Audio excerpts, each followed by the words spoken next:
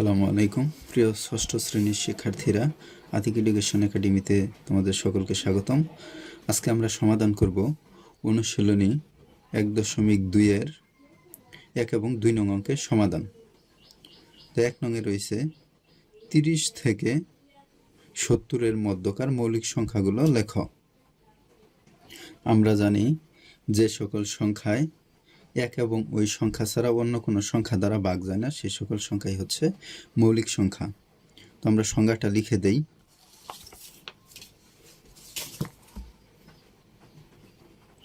তোমাদের বোঝার সুবিধার্থে মৌলিক সংখ্যার সংজ্ঞাটা আমরা লিখে নেই। যে সকল সংখ্যাকে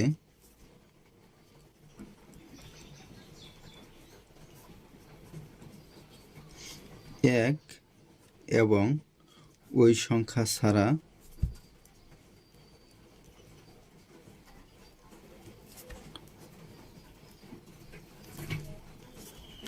অন্য কোনো সংখ্যা দ্বারা ভাগ করা যায় না সে সকল সংখ্যাকে মৌলিক সংখ্যা বলে।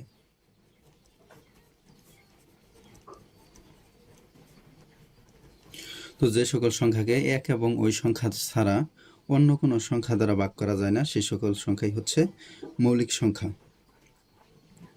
তো আমরা মৌলিক সংখ্যা চিনলাম, অর্থাৎ 1 নম্বর অঙ্কের সমাধানটা করব। তোমরা সংজ্ঞাটা দিতেও পারো, নাও দিতে পারো, এটা তোমাদের ইচ্ছা। তোমরা 1 নম্বর অঙ্কে চলে যাই।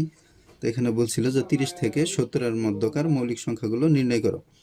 তো আমরা লিখতে পারি 30 থেকে 70 এর মধ্যকার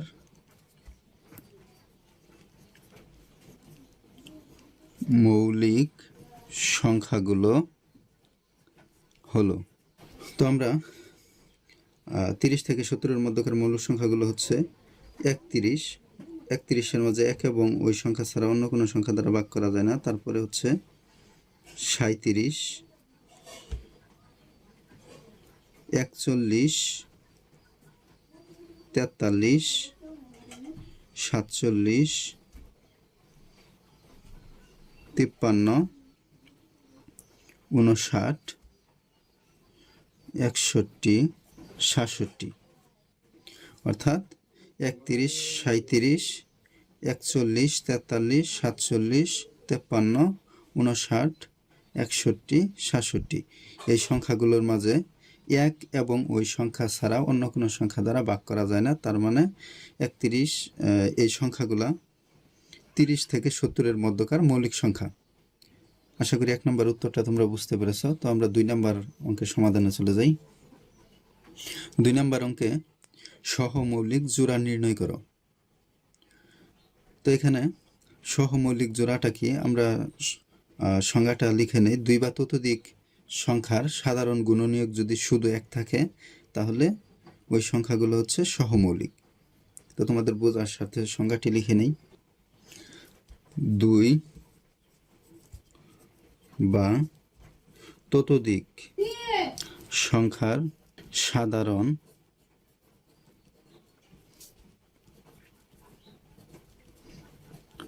গুণনীয়ক, 2 বা ততোধিক সংখ্যার সাধারণ গুণনীয়ক শুধুমাত্র 1 হলে তাহলে ওই সংখ্যাগুলো পরস্পর সহমৌলিক।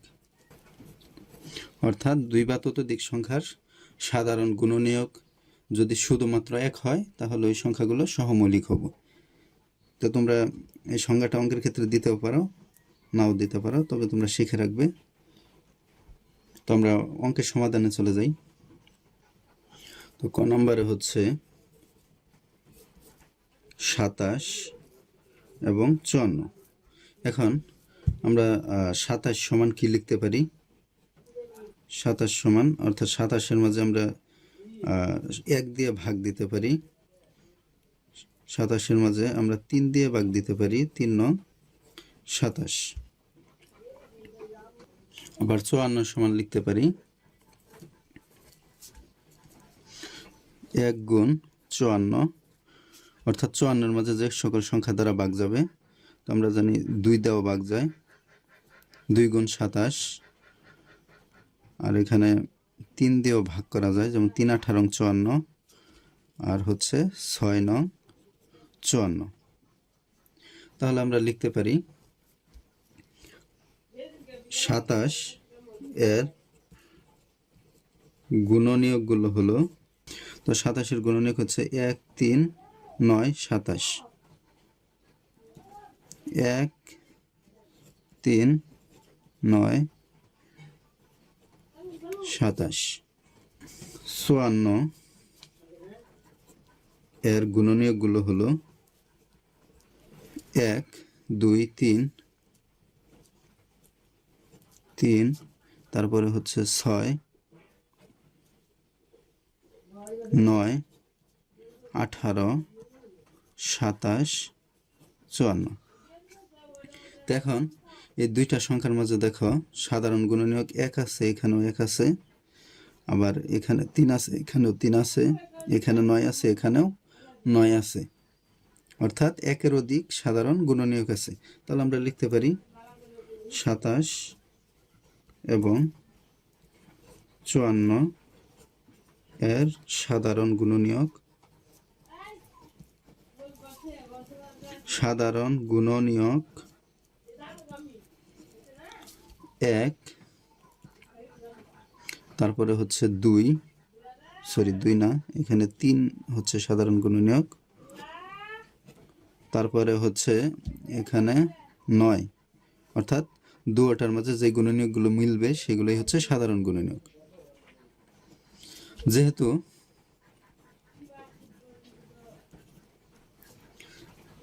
27 ও 54 এর মাঝে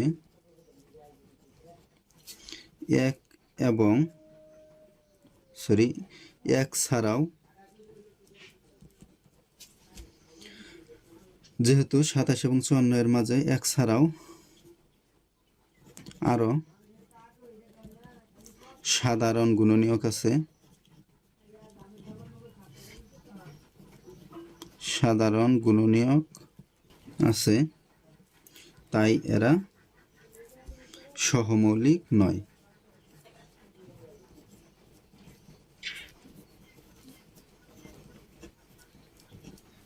অর্থাৎ আমরা প্রথমে গুণনীয়কগুলো বাহির করব, গুণনীয়কগুলো বাহির করার পর যদি 1 ছাড়াও আরও সাধারণ গুণনীয়ক থাকে তাহলে সংখ্যাগুলো সহমৌলিক নয়, আর যদি 1 ছাড়া অন্য কোনো সাধারণ গুণনীয়ক না থাকে তাহলে সংখ্যাগুলো সহমৌলিক। এখন তোমরা আমাকে প্রশ্ন করতে পারো যে গুণনীয়কগুলো কিভাবে বাহির করব। তো এর একটি সহজ পদ্ধতি আছে, আমরা সংখ্যাটাকে মৌলিক উৎপাদকে বিশ্লেষণ করে ফেলবো। এখানে আমরা একটু রাফ লিখে নেই, এটা আমরা বাড়তি করলাম, এটা তোমরা অঙ্কে করবা না। তো এখানে সংখ্যাটিকে যেহেতু 54 এর মৌলিক গুণনীয়কগুলো বাহির করব, তাহলে আমরা 54কে মৌলিক উৎপাদকে বিশ্লেষণ করে ফেলব। তো 54কে যদি মৌলিক উৎপাদকে বিশ্লেষণ করি তাহলে দেখো 2 দ্বারা প্রথমে ভাগ করা যায়, হয় 27, তারপরে 3 দ্বারা ভাগ করা যায়, 3 নং 27, তারপরে আবার 3 দ্বারা ভাগ করা যায়, 3 3 9। এখন দেখো এখানে প্রায় অনেকগুলো গুণনীয়ক চলে আসছে। তো আমরা গুণনীয়কগুলো কীভাবে লিখব? আমরা জানি 1 দ্বারা যে কোনো সংখ্যাকে ভাগ করা যায়, তাহলে 1 গুণ 54, তারপরে 2 দ্বারা ভাগ করা যায়, তো 2 লিখলাম, যেহেতু 3টি আছে তা থেকে আমরা একটি নিব 3। এখন দেখো বাকিগুলো কীভাবে করব। এই 2টা যদি গুণ করি, 3 দুগুণে 6, আমরা 6 নিতে পারবো। তারপরে 3 3 9, এই 2টা যদি গুণ করি তাহলে 3 3 9, তাহলে 9 নিতে পারবো। আবার এখানে দেখো 3 3 9, 9 দুগুণে 18, তো আমরা 18 নিতে পারবো। আবার এই 3টা যদি গুণ করি, 3টা 3, 3 3 9, 3 নং 27, তাহলে এই যে 27 নিতে পারবো, তারপরে 54। তো তোমরা এভাবে মৌলিক উৎপাদকে বিশ্লেষণ করে গুণনীয়কগুলো সহজেই বাহির করতে পারবে। তো আমরা পরবর্তী অঙ্কের সমাধানে চলে যাই। এটুকু হচ্ছে রাফ, আমরা বোঝানোর স্বার্থে করলাম। আমরা খ নাম্বার অঙ্কে চলে যাচ্ছি। খ নাম্বার হচ্ছে 63 এবং 91। এখন আমরা 63 এর গুণনীয়কগুলো যদি বাহির করি তাহলে 63কে 1 দ্বারা গুণ করা যায়, ভাগ করা যায়। আবার 63কে আমরা 3 দ্বারা ভাগ করতে পারি, 3 একুশে 63। তারপরে 7 নং 63 এবং 91কে যদি আমরা 1 দ্বারা ভাগ করতে পারি এবং 7 13 91,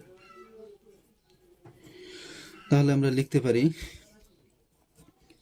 63 এর গুণনীয়কগুলো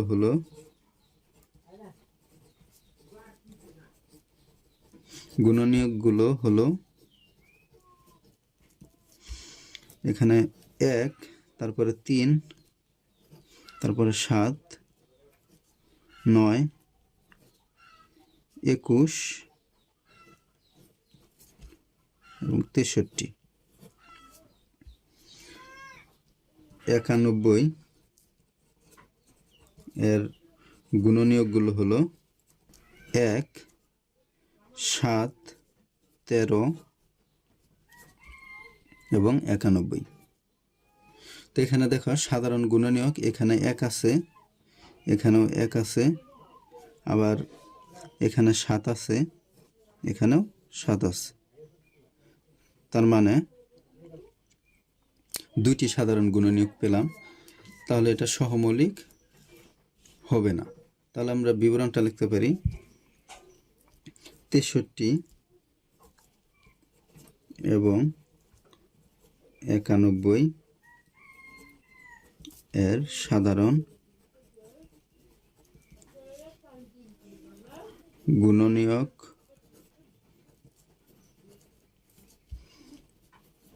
হলো, তাহলে আমরা কি কি সাধারণ গুণনীয়ক পেলাম? 1 পেলাম এবং 7 পেলাম।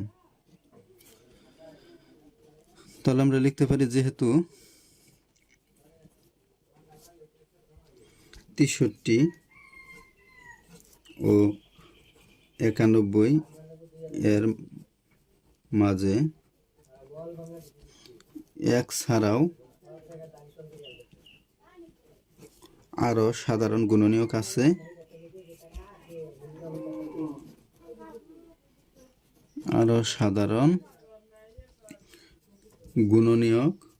আছে, তাই সংখ্যাদ্বয় সহমৌলিক নয়।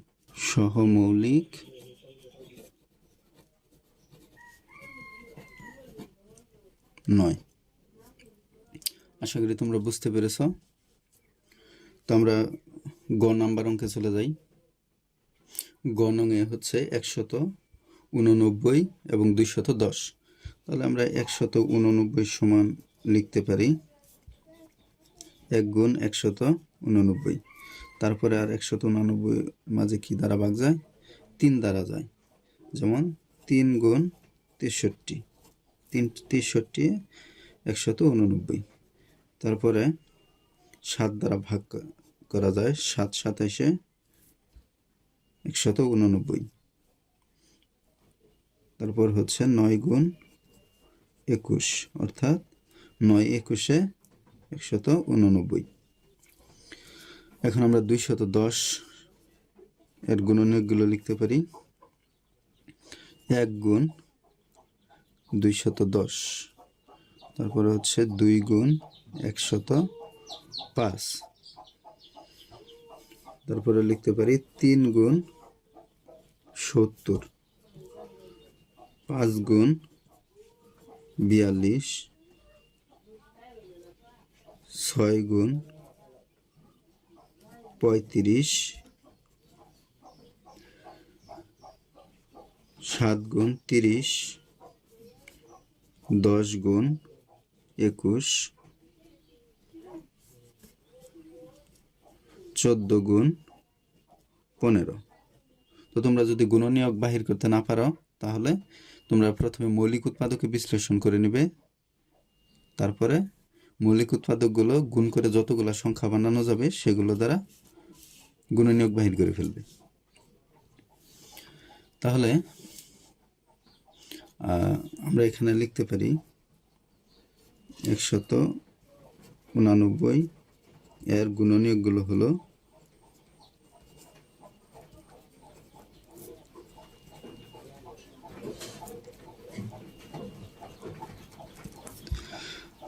1, 3, 7, 9, 21, 27, 63, 189,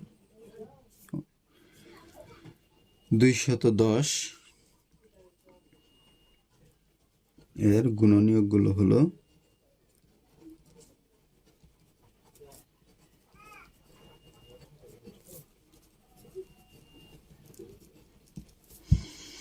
1 আমরা লিখতে পারি এখানে 1 2 3 5 6 7 1 2 3 5 6 7 তারপরে হচ্ছে 10 14 15 21 10 14 15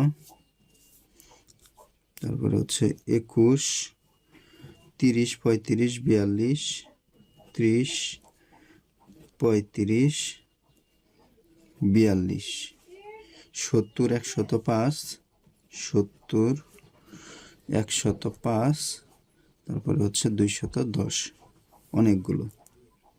তো এখন দেখো এখানে সাধারণ গুণনীয়কগুলো কি কি। 1 আছে, এখানেও 1 আছে, এখানে 3 আছে, এখানেও 3 আছে, এখানে 7 আছে, এখানেও 7 আছে, তো এখানে 21 আছে, এখানেও 21 আছে, এখানে 27 আছে,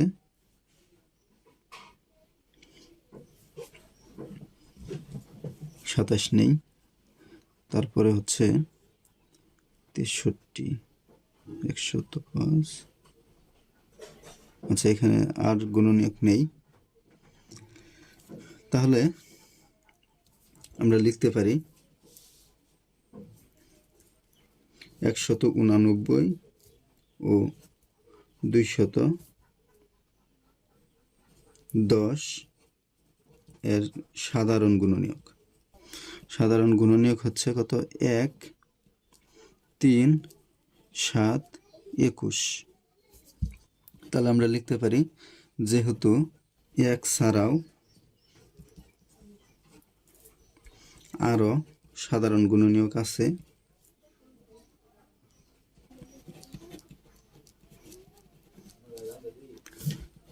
তাই এরা বা তাই সংখ্যাদ্বয় সহমৌলিক নয়।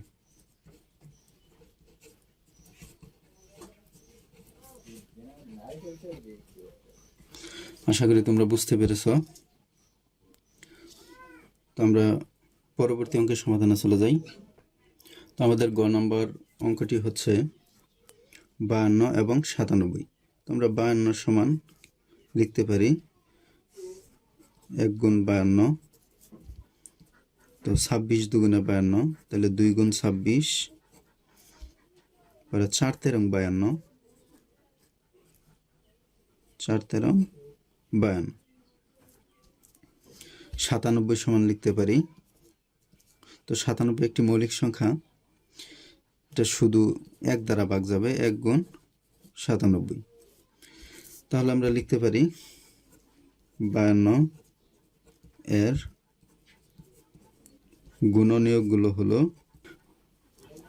এখানে 1 2 4, 1 2 4, তারপরে 13 26 52, 13 26 52। 97 এর গুণনীয়ক 1 97। তো এখন এখানে দেখো সাধারণ গুণনীয়ক 1 ছাড়া আর কোনো সাধারণ গুণনীয়ক মিলে না। তো আমাদের সহমৌলিক জোড়ার ক্ষেত্রে যে সংজ্ঞাটা ছিল, 2 বা ততোধিক সংখ্যার সাধারণ গুণনীয়ক শুধুমাত্র 1 হলে তারা সহমৌলিক। তো তো এখানে শুধুমাত্র এক আছে, তাহলে আমরা লিখতে পারি 52 এবং 97 এর সাধারণ গুণনীয়ক।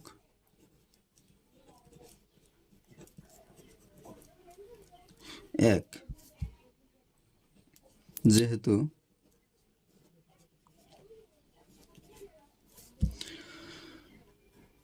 52 ও 97 এর মাঝে এক ছাড়া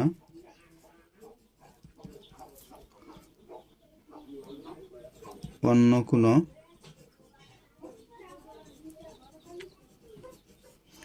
সাধারণ গুণনীয়ক নেই,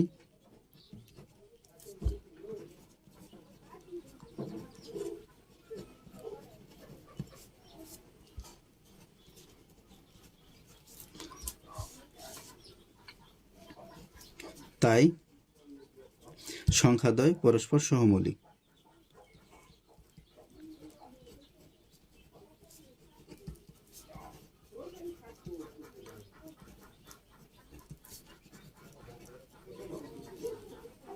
সংখ্যাদ্বয় পরস্পর সহমৌলিক অর্থাৎ আমরা 4টা অঙ্কের মাঝে শুধু সহমৌলিক পেলাম ঘ নংটা, আর বাকি 3টা সহমৌলিক নয়। অর্থাৎ গ নংয়ে শুধুমাত্র এক সাধারণ গুণনীয়ক, অর্থাৎ 2টার যে গুণনীয়কগুলো আছে তার মাঝে শুধু এক কমন, 2টার মাঝে এক আছে। তো শুধুমাত্র এক থাকার কারণে সংখ্যাদ্বয় পরস্পর সহমৌলিক। আশা করি তোমরা বুঝতে পেরেছ। তো তোমরা কোন অধ্যায়ের ভিডিও চাও সেই বিষয়ে কমেন্টে জানাবা, এবং ভিডিওটি ভালো লাগলে আতিক এডুকেশন একাডেমিক ইউটিউব চ্যানেলটি সাবস্ক্রাইব করে রাখবা, লাইক, কমেন্ট এবং শেয়ার করবা। পরবর্তী পর্ব দেখার আমন্ত্রণ জানিয়ে আজকের মতো এখানেই শেষ করছি।